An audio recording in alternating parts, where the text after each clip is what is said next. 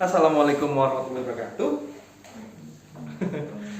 Kok hitam sekali saya? Setiap orang punya kisah, setiap orang punya cerita. Kali ini saya bersama seorang atlet nasional, Mbak siapa?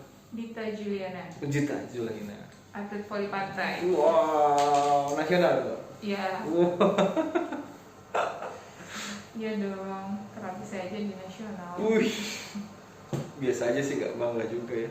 Oh, kalau nggak dikit gitu. Awalnya gimana, Mbak? Kamu bisa tertarik sama volley? Awalnya saya masuk PPLP waktu kelas 1 SMA. PPLP itu pusat pelatihan pelajar yang dinaungi Menpora. Oke. Jadi di situ saya fokus untuk voli indoor. Lulus SMA baru saya ke voli pantai itu atas ajakan pelatih saya sekarang, Om Agus Salim. Oh, jadi yang memang awalnya kamu ke volley dulu ya, baru fokus ke volley pantainya pasca lulus dari SMA. Ya, jadi awalnya fokus di indoor, voli indoor, baru pindah ke voli pantai. Terus kenapa kamu bisa tertarik sama volley, Pak? Karena di kampung saya itu setiap ada 17-an pasti lombanya voli, bola. Jadi awalnya suka ikut-ikut nonton. Terus di sekolah juga kalau pelajaran olahraganya pasti voli. Emang aslinya dari mana kamu, Mbak? Saya aslinya dari Bima, Nusa Tenggara Barat. Wih, Jauh banget kan? jauh ya? Wah, saya kok gak pede ya, hitam sekali saya dari sini. Oh, Gak apa-apa. saya juga hitam banget, but it's okay. Terus, apa yang membuat kamu bisa masuk PPLP? Sedangkan kan PPLP itu kan muridnya kan pilihan kan, memang dia punya bakat, memang punya talenta dan punya kemampuan di volley. Terus kenapa kamu dipilih di PPLP?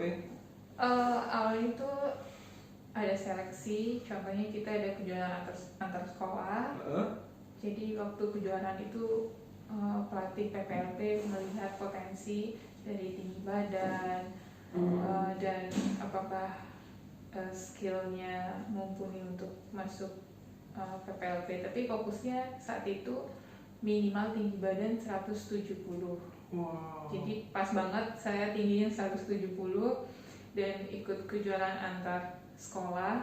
Waktu itu pernah sampai waktu SD tingkat nasional dan juara 1 O2. Kamu SD udah mulai? Iya, sudah. Kapan mulai. kamu mulai tertarik sama volley itu? Dari nonton-nonton di kampung 17 ada segala macam. Iya. Sampai kamu ikut mulai nyoba mukul bola volley itu di umur berapa kira-kira, Mbak? SD pastinya lupa umurnya, tapi kelas 4 SD ingetnya. 4 SD itu udah awal suka karena di sekolah itu olahraganya volley. Oke. Dan ada lomba antar sekolah di Kota Bima, jadinya ikut Keterusan. ya keterusan, tapi fokusnya kelas 1 SMA. Oh mantap. Kamu masuk PPLP di SMA? SMA? Kelas 1 SMA? Kelas 1 SMA. Oke. Oh iya, kita juga menginfokan walaupun kita ngobrol dengan jarak dekat ini, kita saling melindungi kita dengan menggunakan masker. Karena tetap di masa pandemi ini hal yang bisa melindungi kita adalah diri kita sendiri. So, keep protect yourself. Asik gak ya, Bang? SMA kelas 1 kamu masuk ke PPLP. Iya. Terus prestasi apa yang sudah kamu raih saat kamu masuk PPLP? Kan kamu 3 tahun lah ya. Kelas 1, kelas 2, kelas 3. Selama masa itu pengembangan diri kamu, pasti kan ada pertandingan yang telah kamu lalui saat PPLP. Apa prestasi tertinggi kamu saat masuk PPLP, Mbak? Untuk waktu PPLP pastinya di indoor itu prestasinya masih baru lolos Popnas saja. Kita juara 2 Popwil, terus Popwil itu apa? Pekan olahraga wilayah Di jadi kita wilayah di Nusa Tenggara Nusa Tenggara Barat, Nusa Tenggara Timur, Sulawesi. Terus setelah biasanya diambil juara 1, juara 2 Popwil, baru ke Popnas. Gitu. Masuk Popnas tuh juara nggak? Tidak. Saingannya masih banyak. Untuk indoor kita masih kurang maksimal. Oke. Terus saat kamu beralih dari voli ruangan, dari ruangan ke voli pantai, apa perbedaan secara spesifik voli lapangan dan voli pantai, Mbak? Perbedaannya jumlah pemainnya aja udah beda. Ada 2 orang sama 6 orang. Itu benar-benar dibutuhkan fisik banget untuk di voli pantai. Dan untuk lapangannya juga berbeda, dimana kalau voli indoor kita padat banget untuk jamnya, gerakannya. Kalau di voli pantai pasti di pasir agak lebih susah. Jadi intinya fisiknya yang berbeda, dan karena berdua aja bagaimana kita harus meningkatkan skill pribadi dan bisa lebih komunikasi dengan pasangan. Wah. Terus mulai kamu masuk nasional umur berapa? Umur 18 tahun. Oh, jadi pas kamu lolos, 17 ke 18. 17 ke 18 kamu dari SMA pindah ke voli pantai, itu kamu langsung diproyeksikan untuk jadi atlet nasional atau kamu seleksi dulu? Kita ada seleksi dulu, seperti waktu seleksi PPLP itu kita ada ngikutin kejuaraan kejurnas usia 17, kejurnas usia 20. Jadi di situ kita dilihat potensinya. Biasanya kan pelatih akan melihat skill pribadi masing-masing individu. Wow. Terus kenapa kamu bisa terpilih? Karena Kenapa kamu? Kenapa nggak yang lain? Kenapa harus Dita? Kenapa harus saya? Itu karena saya belum jago juga, tapi saat itu saya beberapa kali menjuarai kejurnas usia 17, usia 20.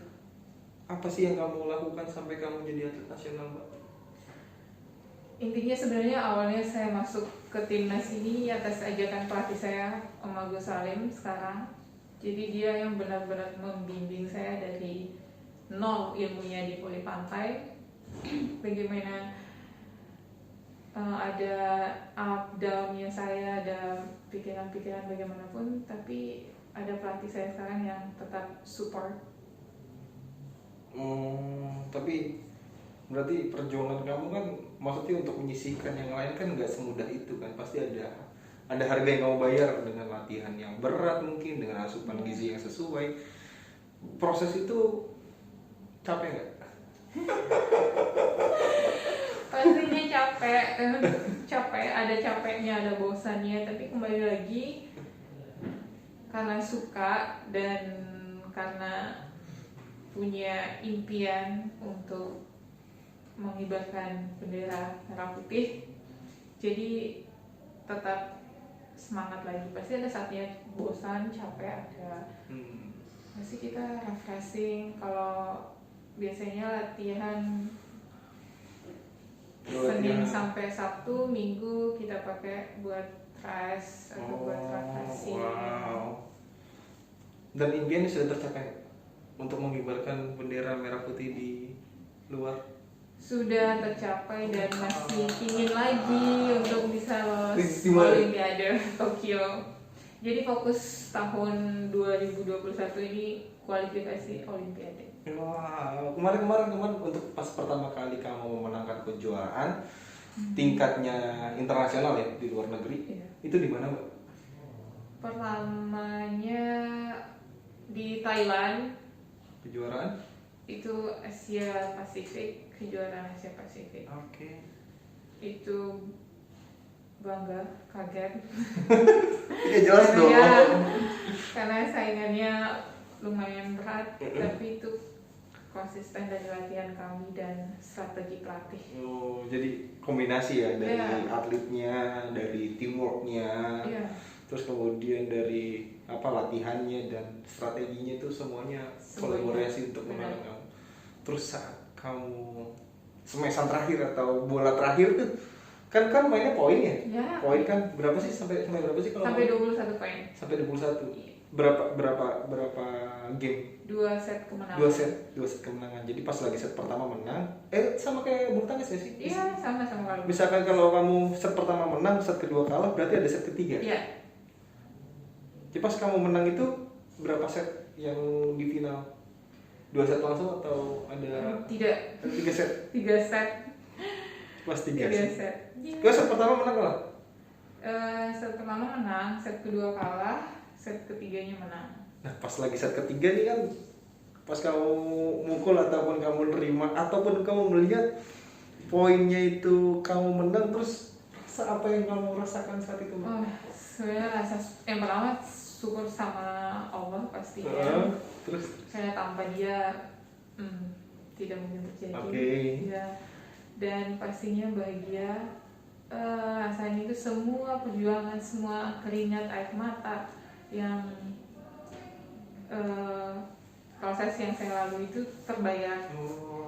Jadi semua rasa sakit, apa yang dilewatin saat latihan hilang saat saat semester akhir dan menang. Kamu yang semester atau kamu?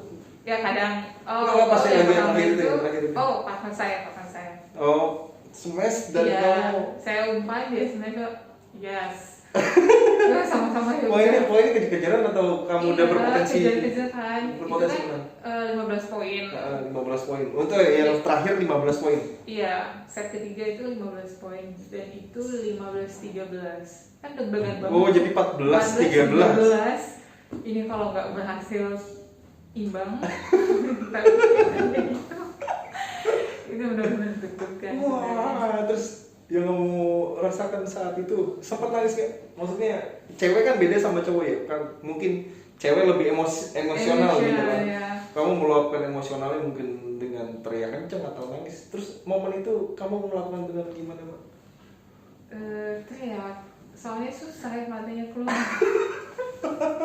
Kamu ambil pasir gini kelilipan, pura-pura nangis. Iya. Emang terharu, cuman susah banget keluarnya gimana. Wow. Tapi senang pastinya. Itu di Thailand, kejuaraan Asia Pasifik. Oh, itu untuk Asia Pasifik, tapi untuk SEA Games-nya lebih awal di 2011 sebenarnya. Oh, 2011 tapi kamu itu udah menang. Itu perak. Hah? Perak. Perak. Iya. Oh, lumayan lah. Iya. Lumayan tahan lah sekarang. Mhm. Jadi kamu mengibarkan, maksudnya memperjuangkan bendera itu berkibar di podium. Iya. Seneng banget dong ya. Senang banget. Saya aja dengerin seneng, apalagi kamu yang menjalani proses panjangnya. Iya. Wow. Terus lawan siapa? Ingat nggak? Yang pas lagi Asia Pasifik itu? Yang kamu menang. Itu lawannya Kazakhstan. Tinggi-tinggi dong lawan. Banget. Wah, saya tidak bisa membayangin. Oke, itu yang pertama kamu juara emasnya kan? Kalau kamu kan bilang SEA Games kan itu SEA Games perak. Yang sebenarnya iya. ya sebenarnya biasanya 3, 2, 1 ya dia keliling gitu-gitu aja. Oh. Terus momen yang paling gak bisa kamu lupakan saat Asian Games. Asian Games kemarin? Iya, Pramuka Indonesia? Iya. Kenapa kamu gak bisa lupain itu? Itu karena proses kita luar biasa banget. Apa tuh yang luar biasa dari proses kamu? Banyak faktor, banyak hal dari latihannya, mental, fisik, psikis, banyak sekali. Dan saat hari bertanding pun masih banyak gejolak. Itu sebenarnya jujur saya dan pasangan susah tidur. Karena? Kepikiran. Apa karena kamu tuan rumah kah? Jadi salah satu faktor pembeban kamu kah? Atau apa, Mbak? Soalnya kan kamu mainnya di Palembang ya? Iya, di Palembang. Tidak, sebenarnya ini karena Asian Games pertama saya dan partner. Oke. Itu impian kami, selama ini belum pernah ikut Asian Games dan kemarin pertama. Dan ini yang pertama, dan kita punya target pribadi. Walaupun kita kemarin berhasil target dari Menpora Perunggu, tapi pribadi pasti pinginnya lebih. emas ya. Cuma itu sih banyak faktor, dan itu biarlah. Oke, kedepannya kamu mau apa Mbak? Selain ikut di apa? Olimpiade, Kualifikasi kualifikasi ya, amin. Olimpiade. Semoga lolos, doakan. Mudah-mudahan. Amin. Itu di Tokyo. Harusnya misalkan kalau nggak ada pandemi 2000 berapa? Harusnya tahun ini 2020, Harus tahun ini. Tapi diundur tahun depan. tahun depan. Persiapan apa yang sudah kamu siapkan, Mbak?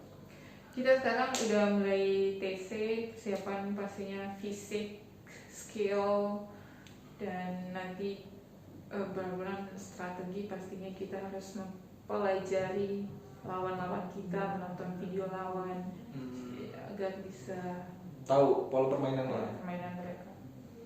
Oh, wow. Bentar lagi udah di tahun 2021 kamu mulai apa namanya? Kualifikasinya. Iya, 2021. Mudah-mudahan lah yang terbaik untuk mengibarkan bendera merah putih di negara orang. Amin. Terus misalkan kalau kamu sebagai atlet voli nasional kan pasti kan lawannya kan banyak yang sudah kamu tahu dan sudah kamu saksikan video-videonya. Kira-kira lawan terberat itu dari negara mana, Mbak? Yang sering menangan lah. China. Kemarin juga Asian Games di semifinal kalahnya sama China. Emang hebat-hebat atau gimana, Mbak? Ya, mereka pengalamannya udah bagus, tinggi badan juga di atas kita, tapi itu bukan masalah. Sebenarnya pengalaman mereka lebih banyak, mereka lebih banyak tur dunia. Jadi intinya pengalamannya sih lebih banyak. Apa yang bakal kamu raih depan? Impian-impian apa yang pengen banget kamu capai? Di volley? Di volley. Pastinya ini impian saya ingin lulus Olimpiade, karena Olimpiade itu tertinggi. Kejuaraan Multi event ya, tertinggi. multi event tertinggi. Lolos doang nggak mau menang. Lolos saja dulu. Kok realistis? Ya, kita harus realistis dulu. Emang kalau Olimpiade itu yang langganan juara dari mana, Mbak? Biasanya Jerman, Amerika ya. Sekarang untuk putrinya Jerman, Amerika, Brazil. Jadi emang realistis dulu. Untuk lolos Olimpiade pun kita harus berjuang keras. Oke, mudah-mudahan bisa terus lolos lah. Satu pesan, Mbak. Bagaimana sih caranya untuk orang-orang bisa seperti kamu di posisi kamu sekarang? Apa sih yang harus dijalin sama mereka semua? Yang dijalani sama atlet itu pastinya latihan maksimal, ikutin arahan pelatih, karena pelatih menginginkan terbaik untuk atletnya. Pastinya jangan menyerah, harus tetap melawan diri kita. Saat kita lagi malas, kita harus lawan, kita harus punya mimpi yang ingin dicapai.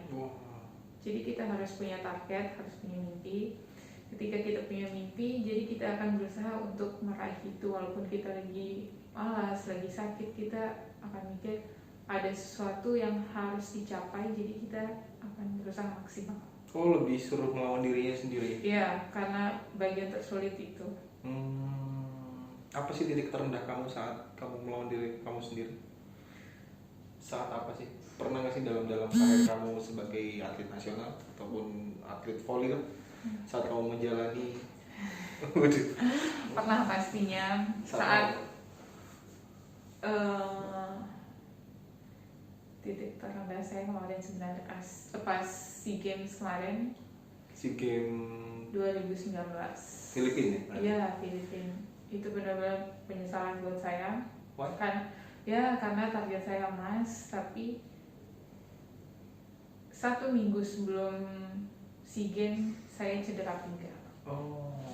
Itu benar-benar tidak bisa, untuk jalan pun susah.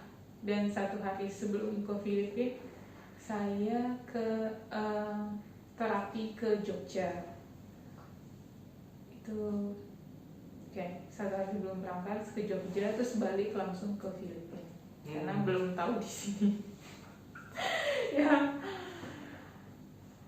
Gitu ya. Jadi ya itu benar-benar terendah karena saat final nggak bisa maksimal. Oh, walaupun kamu dengan kondisi cedera pun kamu masih bisa masuk final. Bisa, karena saat sampai Filipina sebenarnya excited karena semangat mungkin. Jadi rasa sakitnya itu saat di lapangan seperti tidak terlalu dirasakan. Walaupun balik lagi ke kamar kita harus terapi, ada fisioterapinya gimana-gimana, tapi gitu. Tapi saat final saya udah kelelahan karena ada 2 game. Game pertama saya menang, jadi harus ada game selanjutnya karena kita mainnya tim. 2 tim Indonesia melawan 2 tim Thailand. Jadi di game penentu saya udah melewati duluan, kondisi drop. Jadi saya tidak bisa main. Waduh. Dan pokoknya semoga kedepannya makin cemerlang lagi di volley-nya dan cedera-cederanya bisa dijauhkan. Yeay. Semoga bisa terus mengharumkan nama Indonesia di kancah internasional. Ya. Akhir kata dari saya, wassalamualaikum warahmatullahi wabarakatuh. Telepon Mas.